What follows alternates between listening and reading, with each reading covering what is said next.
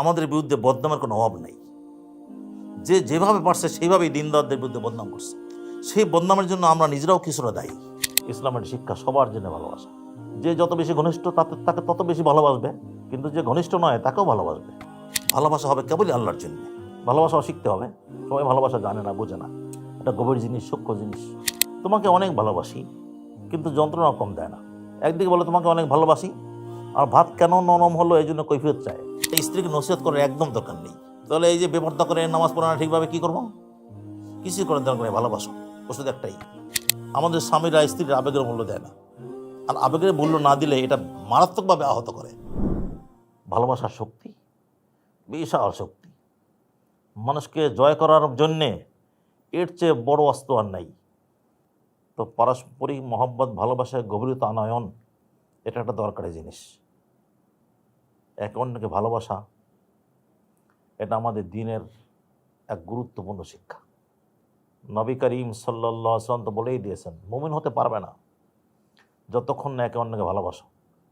লা তাদখুলুনাল জান্নাহ হাত্তা তুমিনু, তোমরা জান্নাতে প্রবেশ করতে পারবে না যতক্ষণ না মুমিন হও। ওয়ালা তুমিনু হাত্তা তাহাব্বু, তোমরা মুমিন হতে পারবে না যতক্ষণ না একে অন্যকে ভালোবাসো। প্রথমে বলা হয়েছে জান্নাতে যেতে পারবে না যদি না মুমিন হও, আর মুমিন হতে পারবে না যদি না একে অন্যকে ভালোবাসো। অর্থ কি দাঁড়াইলো? একে অন্যকে ভালো না বাসলে জান্নাতে যাওয়া যাবে না। ভালোবাসতে হবে, ভালোবাসাকে বিস্তার করে দিতে হবে। সবার জন্য ভালোবাসা, ইসলামের শিক্ষা সবার জন্য ভালোবাসা। যে যত বেশি ঘনিষ্ঠ তাকে তত বেশি ভালোবাসবে, কিন্তু যে ঘনিষ্ঠ নয় তাকেও ভালোবাসবে। সবার জন্য ভালোবাসাকে উন্মুক্ত রাখবে। একজন মুমিনের এমন হওয়া দরকার, তার কাছে যে আসবে সে ভালোবাসা পাবে। এখন নানান ফিতনা, নানান অশান্তিতে মানুষ জর্জরিত। প্রত্যেকেই কোনো না কোনো অশান্তিতে কষ্ট পায়। এই অশান্তি দূর করার দাওয়াই কি? ভালোবাসা। ভালোবাসলে অশান্তি থাকবে না। বাপ ছেলেতে মিল নেই, অশান্তি। ভাই ভাই অশান্তি। স্বামী স্ত্রী, সেখানে অশান্তি। যেটা সবচেয়ে সুখের জায়গা ছিল, আল্লাহ তাআলা তো বলেই দিয়েছেন যে বিবাহটা হলেই শান্তির জন্যে। ওমিন আয়াতিহি আন খলাকা লাকুম মিন আনফুসিকুম আজওয়াজাল লিতাসকুনু ইলাইহা, যে তোমাদের জন্যে আল্লাহ বিবাহের ব্যবস্থা করেছেন যাতে শান্তি পাও, স্ত্রীর কাছে গিয়ে যাতে শান্তি পাও। এখানে অশান্তি, ঘরে ঘরে মানুষ অশান্তিতে জর্জরিত। না স্বামী স্ত্রীকে সহ্য করে, না স্ত্রী স্বামীকে। কেউ থাকতে পারে না, দেখলেই একজন গা জ্বালা ধরে যায়। আর বিভিন্ন জনে আসে এই সমস্যা নিয়ে, যে এই সমস্যায় আছি, আমি কি করবো এখন, আপনার কি পরামর্শ? আমি এক কথাই বলি যে ভালোবাসতে শেখো, ভালোবাসো। স্ত্রীকে ভালোবাসো, ভালোবাসতে শিখো। সত্যিকারের ভালোবাসা বাসো, তাহলে স্ত্রী জয় হয়ে যাবে। আর স্ত্রী যদি জয় হয়ে যায়, তখন সে তোমাকে আরাম দেওয়ার চেষ্টা করবে, তোমাকে স্বস্তিতে রাখতে চাইবে। ওষুধ এইটাই, ভালোবাসো। ভালোবাসাও শিখতে হবে। সবাই ভালোবাসা জানে না, বোঝে না। এটা গভীর জিনিস, সূক্ষ্ম জিনিস। এর ব্যবহার বুঝতে হয়। তোমাকে অনেক ভালোবাসি, কিন্তু যন্ত্রণা কম দেয় না। কি রান্না করেছো খাওয়া যায় না, ওদিকে বলে অনেক ভালোবাসি। ভাত এত নরম করলে কেন? একদিকে বলে তোমাকে অনেক ভালোবাসি, আর ভাত কেন নরম হলো এই জন্য কৈফিয়ত চায়। ভালোবাসার দাবি, আমি যাকে ভালোবাসি তাকে স্বস্তিতে রাখবো, তাকে যন্ত্রণা দেব না। দেখুন, আম্মাজান উম্মুল মুমিনিন হযরত আয়েশা সিদ্দিকা রাদিয়াল্লাহু তাআলা আনহা বলছেন যে আমি একদিন শোয়া, নবী করিম সাল্লাল্লাহু আলাইহি ওয়াসাল্লাম শুয়েছেন। একটু পরে তিনি উঠলেন। তিনি ভাবলেন আমি ঘুমিয়ে আছি। তিনি আস্তে আস্তে করে উঠলেন, আস্তে আস্তে করে দরজা খুললেন, আস্তে আস্তে করে বের হলেন। প্রত্যেকটা কাজের বেলায় রুয়াইদান, আস্তে আস্তে। এরকম আস্তে আস্তে কেন? আমার কৌতূহল লাগলো। ঘুম থেকে উঠে প্রত্যেকটা কাজ আস্তে আস্তে করছেন কেন, আমার কৌতূহল লাগলো। তাই আমি জাগলাম, পিছনে গেলাম। দেখি কি তিনি বাকিউল গারকাত, জান্নাতুল বাকি যেটাকে বলি আমরা, এই কবরস্থানে গেছেন, ওইখানে যারা শায়িত তাদের জন্য দোয়া করছেন। আমি আবার দ্রুত ঝটপট করে ফিরে আসলাম। যেহেতু খুব দ্রুত এসেছি, আমার শ্বাস চড়ে গেছে। রাসূলুল্লাহ বুঝলেন যে আমি উঠেছিলাম। তো এই যে বিষয়টা দেখেন, ঘুম থেকে জাগার পরে রাসূলুল্লাহ সাল্লাল্লাহু আলাইহি ওয়াসাল্লাম তো একটা ভালো কাজে গেছেন। আমাদের অবস্থা কি, যে ভালো কাজ করতে গেলে একদম সব জানান দিয়ে দিই, উঠেই ফট করে আলোটা জ্বালাই, তারপরে উজু করব, তো হাঁড়ি পাতিল কোথায় কী আছে সব ভাঙচুর শুরু করি, এরপরে আওয়াজ করে করে সব কিছু আওয়াজ করে করে করি, তারপরও যন্ত্রণা দেওয়ার উৎসাহ শেষ হয় না। গামছাটা পাইলাম না, গামছাটা কই গেল, এই ঘুম থেকে জাগিয়ে গামছাটা কই আমার, আমি আমি তাহাজ্জুদ পড়বো, তোমার কোনো খবর থাকে না, আমার গামছাটা জাগা মতো রাখবে না। আল্লাহু আকবার কাবীরা। দেখেন রাসূল করিম সাল্লাল্লাহু আলাইহি ওয়াসাল্লাম, স্ত্রীর ঘুমে ব্যাঘাত ঘটবে তাই সব কিছু ধীরে ধীরে করছেন, ঘুম ভেঙে না যায়। তিনি মনে করছেন ঘুমিয়ে আছেন, আওয়াজ করলে ঘুম ভেঙে যাবে, তার ঘুমটা না ভাঙে। এই ঘটনা আমাদেরকে কি শেখায়? অহেতুক স্ত্রীর ঘুম ভাঙিও না, তাকে কষ্ট দিও না। সতর্ক থাকতে হবে, কোন কাজে তার কষ্ট হতে পারে এমন কিছুই করব না। ঘরে বাইরে সব জায়গায় যদি আমরা এমন হই, কারো কাছ থেকে আমিও কষ্ট পাবো না। স্ত্রীর সব কিছুর বেলায় যদি এভাবে লক্ষ্য রাখা হয়, মায়ের সব কিছুর বেলায় যদি এভাবে লক্ষ্য রাখা হয়, বাবার, ভাইয়ের, বোনের সব কিছুর বেলায় যদি কোনো লক্ষ্য রাখা হয়, যে আমার কোনোটা তার জন্য কষ্টদায়ী না হয়, বরং যেন হয় বিপরীত। আল মুসলিমান সালিম আল মুসলিমুন মিন লিসানি ওয়া ইয়াদি, হাদিস সবাই যাবে। মুসলমান সেই যে তার হাত দিয়ে মুখ দিয়ে কোনো কিছু দিয়ে কাউকে কষ্ট দেয় না, তার দিক থেকে সবাই নিরাপদ থাকে। আমাদের ইসলাম এক মহান দিন। ইসলাম এর মূল শব্দ হলো সিন লাম মিম। এখান থেকে ইসলাম হয়েছে, এখান থেকে সালাম হয়েছে, এখান থেকে সিলম হয়েছে, এখান থেকে সালামা হয়েছে, মূল এক। তো যে মুসলিম হবে তার ইসলামেরই দাবি, সে কারোর জন্যই কষ্টদায়ক হবে না, সবার জন্য সে নিরাপদ। যদি অন্তরে প্রকৃত ভালোবাসা থাকে তাহলে একজন আরেকজনকে কষ্ট দিতে পারে না। আমি যাকে ভালোবাসি তাকে কষ্ট দিই কি করে? আমার দ্বারা মা কষ্ট পায়, বাপ কষ্ট পায়, কেন পায়? পায় এই জন্যে যে তাদের প্রতি সত্যিকারের ভালোবাসা নাই। বলি তাদেরকে ভালোবাসি, আমার মার চেয়ে আমার আপন আর কে আছে, এগুলো বলিতে বটে, কিন্তু বললেই তো হবে না। প্রকৃত ভালোবাসা তো এই, প্রকৃত ভালোবাসার দাবি তো এই যে মাকে আমি কোনোভাবেই কষ্ট দেব না, বরং মাকে ভালোবাসা কেবল ভালোবাসাই দেব। আমার কথাটা হবে ভালোবাসার, আমার আচরণটা হবে ভালোবাসার। অধিকাংশ মায়ের একটা আতঙ্ক যে বিয়ের পরে ছেলে বুঝি আমার নেই, ছেলে বউর হয়ে গেছে। আর এই কারণে অনেক মার অবস্থা হলো এই যে তার প্রয়োজনীয় কথা ছেলের বউকে বলে, ছেলেকে বলে না। ভাবে ছেলেকে বউ বলে লাভ কি? আসল জায়গা তো ওইটা, ওখানে ছেলে তো দেবে তখনই যদি তার বউ বলে। দেখ, মূল কথা থেকে দূরে সরে এসেছি। এক সাহাবী বললেন, ইয়া রাসূলুল্লাহ, ওই যে যাচ্ছে ওই লোকটাকে আমি ভালোবাসি। বলো যাও, তো তুমি কি তাকে এই কথা বলেছো? বল না, বলা হয়নি। যাও তাকে বলে আসো। কারণ ভালোবাসাটা দ্বিপাক্ষিক হওয়া দরকার, তাহলে ফায়দা পুরোপুরি পাওয়া যায়। গেলেন, গিয়ে ধরলেন, ওই সাহাবীকে ধরলেন, ধরে বললেন, ইন্নী উহিব্বুকা ফিল্লাহ, আমি তোমাকে আল্লাহর জন্য ভালোবাসি। ওই সাহাবী জবাব দিলেন, আহাব্বাকাল্লাহ আল্লাযী আহবাবতানি ফীহি, যে আল্লাহর জন্য তুমি আমাকে ভালোবাসো, সে আল্লাহ তোমাকে ভালোবাসুন। আমিও সত্যি আপনাদেরকে ভালোবাসি, সন্দেহ নেই কোনো, যদিও কম আসি। একজন আরেকজনকে ভালোবাসতে হবে। নিজের স্বার্থে। আবু ইদ্রিস খাওলানী রহমতুল্লাহ আলাই দামেস্কে গেলেন, জামে মসজিদে ঢুকলেন, ঢুকে দেখেন যে একজন একদম সৌম্য শান্ত এক ব্যক্তি, মহান, দেখলেই শ্রদ্ধা ভক্তি জন্মায়, এরকম একজন বসে আছেন। আর একটু পরপরই একজন আসে আর বিভিন্ন কথা বলে, জিজ্ঞেস করে, চলে যায়।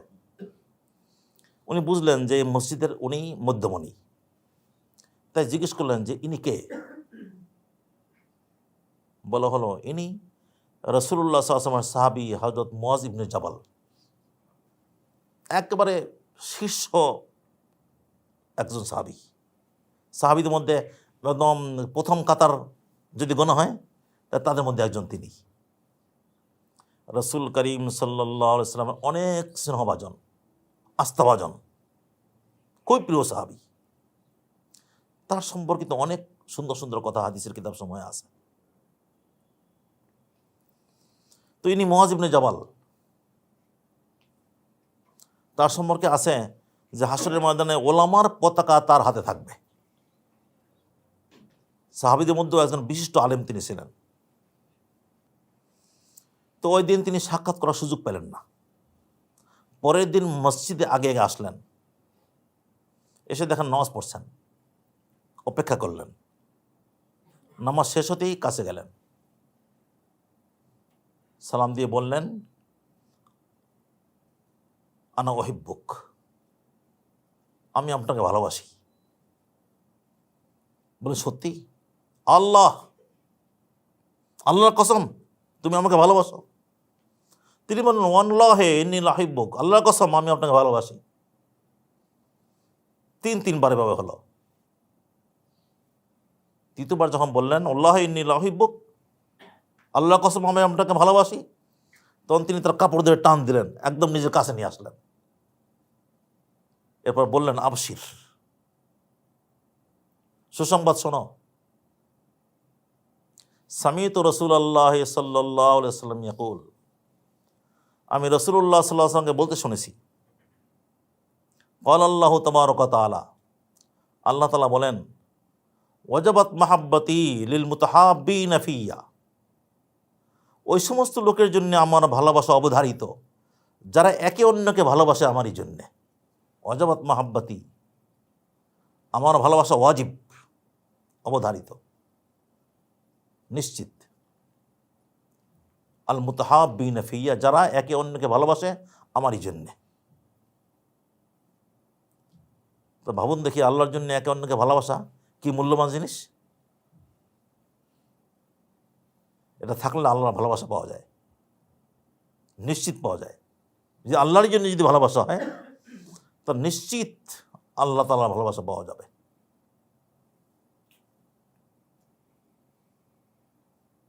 আর আল্লাহর জন্য যদি ভালোবাসা হয় তাহলে একে অন্যের সঙ্গে বসতে চাইবে, তার সঙ্গে দেখা সাক্ষাৎ করতে চাইবে, তার জন্য যা পারে তাই খরচ করতে চাইবে। এর প্রত্যেকটা মূল্যবান।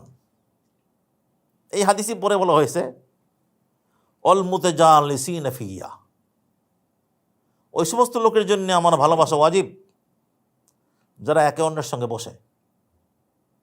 এই যে আমরা বসলাম, মিলেমিশে বসলাম আল্লাহরই জন্যে। দুনিয়ার কি স্বার্থ আছে? আল্লাহর জন্য একে অন্যের পাশাপাশি বসা।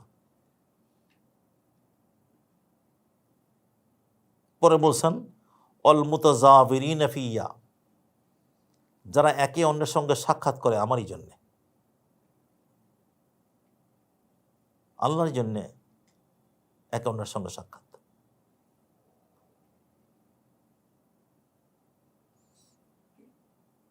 মানুষ তো একে অন্যের সঙ্গে আল্লাহর জন্য সাক্ষাৎ করা ভুলে গেছে, বিনা জরুরতে সাক্ষাৎ করে না।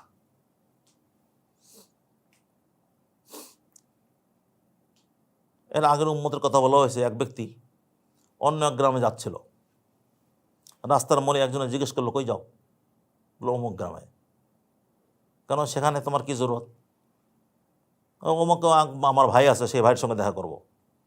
কেন? তার কাছে তোমার কোনো মালামাল রাখা আছে যার তদারকি করতে যাবে বা তা উসুল করতে যাবে, তার কাছে তোমার কোনো পাওনা? বুঝলেন, এসব কিছুই না। আমি তাকে আল্লাহর জন্য ভালোবাসি, তাই তার সঙ্গে দেখা করতে যাই। ওই মোড়ে যে দাঁড়িয়ে আছে সে বলছে যে শোনো, আমি আল্লাহ তাআলার পাঠানো ফেরেশতা, আল্লাহ আমাকে পাঠিয়েছেন তোমাকে সুসংবাদ দেওয়ার জন্যে, যে আল্লাহর জন্য তুমি তাকে ভালোবাসো আর দেখা করতে যাচ্ছ, সে আল্লাহ তোমাকে ভালোবাসেন।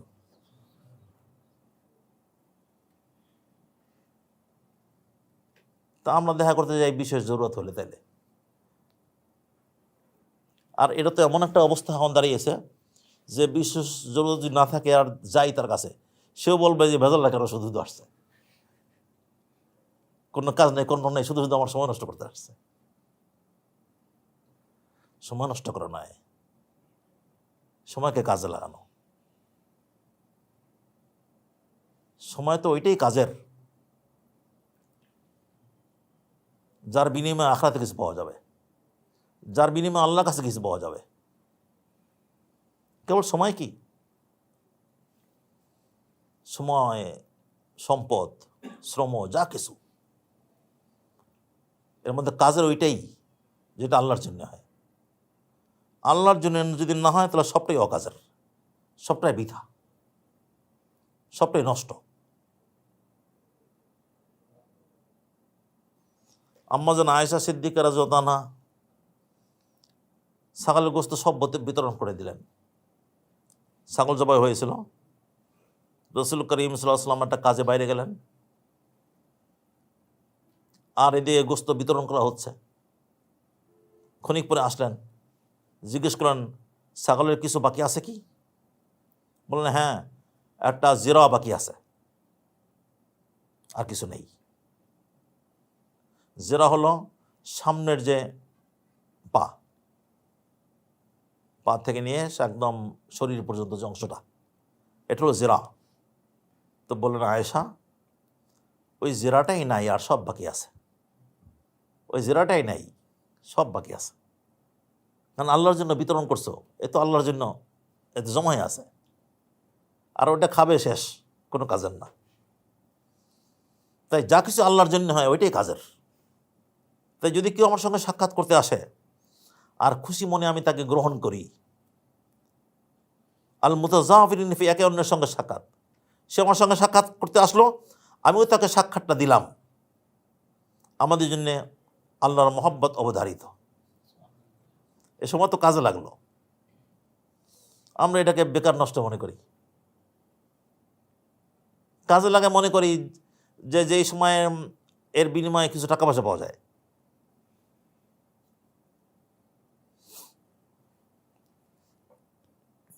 ওখানে তো কত কিছু পাওয়া যায়। এক মুমিন ব্যক্তি আসলো, আমি যদি হাসি মুখে তার সঙ্গে সাক্ষাৎ করি, সদকার সব পাওয়া যাবে। ওয়ালাউ আন তালকা আখাকা বিওয়াজহিন তালিক লা তাহকিরান্না মিনাল মারুফ শাইআ, কোনো ভালো কাজকে তুচ্ছ করো না, মনে করো না। যদিও তোমার ভাইয়ের সঙ্গে সাক্ষাৎ করো হাসি মুখে, এটাকেও তুচ্ছ মনে করো না, কারণ এটাও একটা নেক কাজ, এতেও সদকার সব পাওয়া যায়। মানুষকে খুশি করা সবের কাজ, হাসি মুখে তার সঙ্গে মোলাকাত করলে সে তো খুশি হবে। মানুষকে সম্মান করা, ইকরামুল মুসলিমিন তাবলীগের একটাই আছে, মানুষকে সম্মান করা, এ তো অনেক বড় নেকির কাজ। সে আসলো আর হাসি মুখে তার সঙ্গে সাক্ষাৎ করলাম, তাকে সম্মান করা হলো, তার নেকির কাজ হলো। এতে দুনিয়া আখিরাত সব জায়গায় ফায়দা। ভালোবাসা মানে এক জিনিস যে এর সুফল আখিরাতে তো বটেই, দুনিয়া পাওয়া যায়। আমি যাকে ভালোবাসবো সে আমার হয়ে যাবে, কারণ আমার সকল দুঃখে কষ্টে, আমার সুখে দুঃখে আমি তাকে পাশে পাবো। আমার বিপদে সে ঝাঁপিয়ে পড়বে, ডাকতে হবে না, খবর সে নিজেই খবর রাখবে। এভাবে যদি আমি সবাইকে ভালোবাসি তো সবাই তো আমার হয়ে গেল।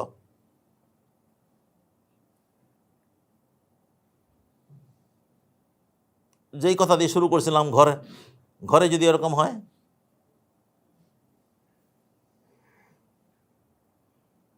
তো স্ত্রী তো আমার হয়ে যাবে, তখন আমি যা চাইবো তা চাওয়ার দরকার হবে না, এমনি এমনি তার কাছ থেকে পাবো।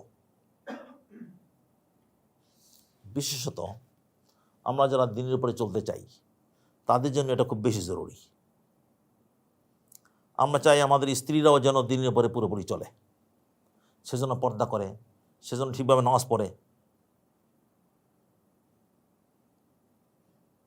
সে যেন আমার বাবা মায়ের দেখাশোনা করে, আমার ভাই বোনদের খবর নেয়। সব স্বামী স্ত্রীর কাছ থেকে এটা চায়। যারা দিনের উপরে চলে তারা একটু বেশি চায়, চায় তো কিন্তু পায় না, আর এই জন্য স্ত্রীর উপরে নাকশ। মাঝে মধ্যে ওয়াজ নসিহত করে, একটু কঠোর আচরণও করে, যে তুমি কেন এরকম সামনে বাড়ির সামনে আসলে মানুষ দেখে না, এত জোরে আওয়াজ করো, মানুষ শোনে না। অনেকে স্ত্রী এভাবে শাসন করে। শাসন তো আমরা শাসন করতে জানি না বলে সীমালঙ্ঘন হয়। এক স্বামী তার স্ত্রী কেন ভুল করলো এই জন্য কান ধরে উঠে বসা করে আছে।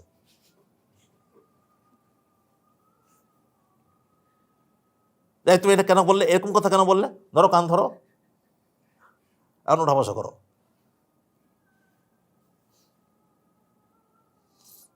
এটা ভুল তরিকা। আমরা যদি চাই আমাদের স্ত্রীরাও দিনের উপরে আসুক, পুরোপুরি আসুক, ওয়াজ করার দরকার নেই। স্ত্রীরা স্বামীর মুখে নসিহত শুনতে চায় না। নসিহত করবে তার পীর, তার উস্তাদ, তার আলেম ওলামা। স্বামীর মুখে নসিহত শুনতে চায় না। আর যে নসিহত শুনতে চায় না তার কাছে নসিহতটা তিক্ত, বিরক্তিকর। স্বামী যদি নসিহত করে স্ত্রীকে বেশি বেশি, স্ত্রী বলে এই বেহুদে, শুধু বেহুদে কথা বলে, তুমি বক বক বন্ধ করো তো, শুনতে চাইবে না। তাই স্ত্রীকে নসিহত করার একদম দরকার নেই। তাহলে এই যে বেপর্দা করে নামাজ পড়ে না ঠিকভাবে, কী করবো? কিছু করার দরকার নেই, ভালোবাসো। ওষুধ একটাই, ভালোবাসার আচরণ করো।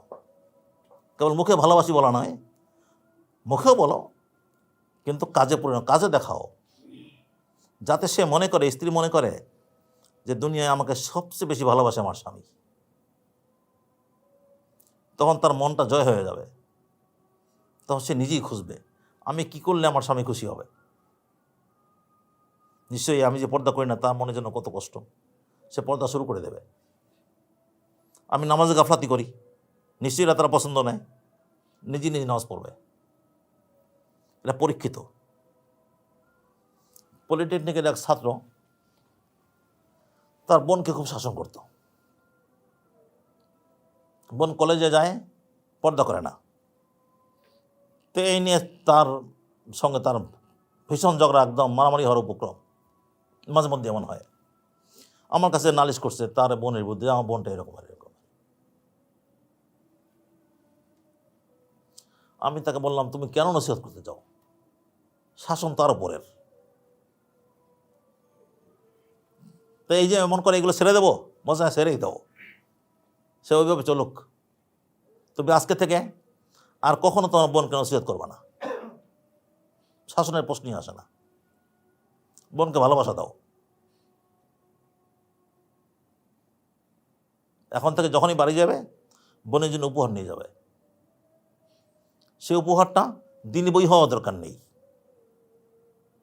সে কি পছন্দ করে সেটা দেখো, সেটাই তারা দাও।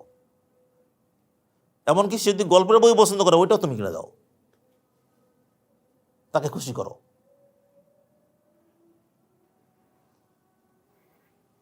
এভাবে তোমার কথায়, তোমার কাজে, সব কিছু দিয়ে তার প্রতি তোমার ভালোবাসাটা প্রকাশ করো। একসময় যেন সে তোমার হয়ে যায়, এই চেষ্টাটা করো। এবং আলহামদুলিল্লাহ আলহামদুলিল্লাহ সুফল পাওয়া গেছে। এবং পরে সে খুশি হয়েছে, ভাই আমাকে বলেছে যে এখন আমার বোন আমি যেভাবে চাই সেইভাবেই চলে, কোনো নসিহত করতে হয় নাই, আপনা আপনি সে পথে এসে গেছে।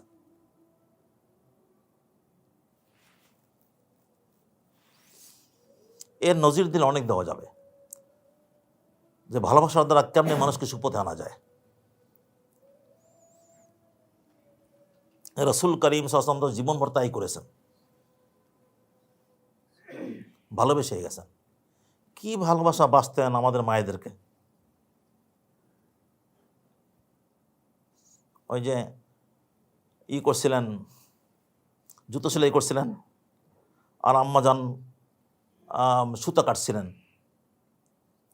তো তিনি জুতো সেলাই করছেন আর আম্মাজান তাকিয়ে আছেন। তো কাজ করছেন, এমনি গরমের দেশ, সুন্দর মানুষ, ঘেমে গেছেন, মুক্তার দানার মতো গালে কপালে ঘাম ফুটে উঠেছে। ঘামের ফোঁটাগুলো দেখা যায় যেন মুক্তার দানা তার কপালে গালে বসিয়ে দেওয়া হয়েছে। হযরত আয়েশা সিদ্দিকা রাদিয়াল্লাহু আনহা মুগ্ধ হয়ে দেখছেন। এটা রাসূল সাল্লাল্লাহু আলাইহি ওয়াসাল্লাম নজরে পড়ল। বলে, আয়েশা, এভাবে কি তাকিয়ে দেখছো? বলে, আপনাকে দেখছি, আপনার চেহারায় যাবে ঘামের ফোঁটা, এটা লক্ষ্য করছি। যদি আবু কবির হুজালি আপনাকে দেখতো তাহলে বুঝতো যে তার কবিতাটা আপনার জন্যই বেশি খাটে। আবু কবির হুজালি কি বলেছে? যে বলেছে যে মুবাররাই মিন কুল্লি গব্বারে হাইজাতিন, তারপরে ফাসাদে মুরদিয়াতিন অদাইন মুগিলি ইদা নজরতা ইলা আসিরতি ওয়াজহিহি বারাকাত কা বারকিল আরিজিল মুতাহাল্লিলি।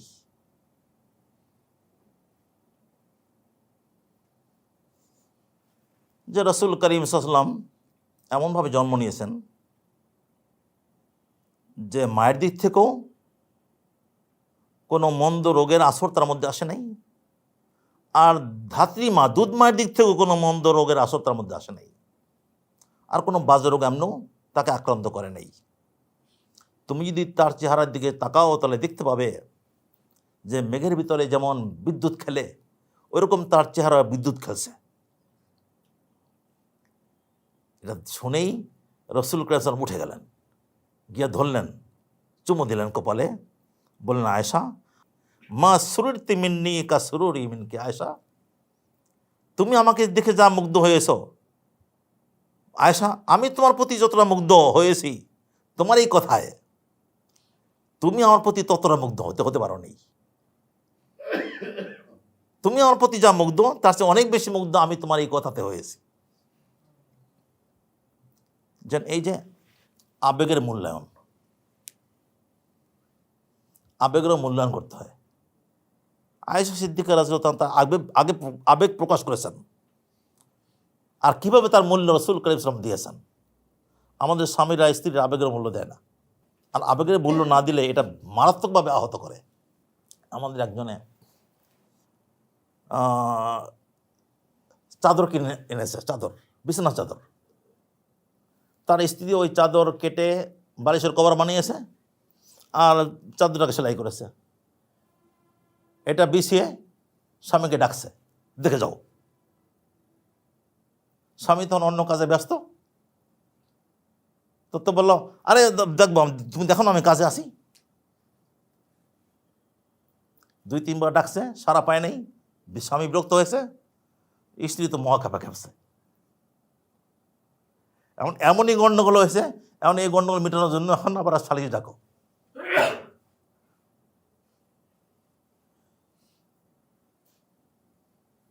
আবেগের মূল্য দিতে হয়। আচ্ছা, যাই হোক, তো কথা হলো এই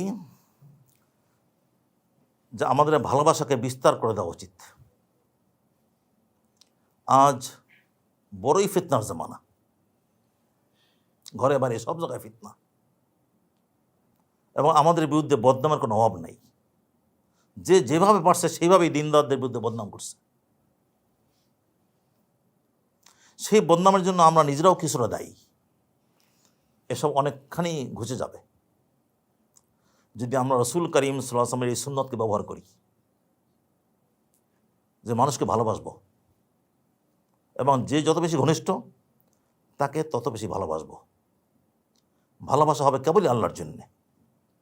আল্লাহ তাবারাক ওয়া তাআলার জন্য যদি আমরা ভালোবাসতে পারি তাহলে আমরা আল্লাহর ভালোবাসা পাবো। আর আল্লাহর ভালোবাসা পাইলে দুনিয়া আখিরাত সব জায়গাতেই আমরা নাজাত এবং সাফল্য অর্জন করব। আল্লাহ তাআলা তৌফিক দান করুন। ওয়া আখিরু দাওয়ানা আলহামদুলিল্লাহি রাব্বিল আলামিন।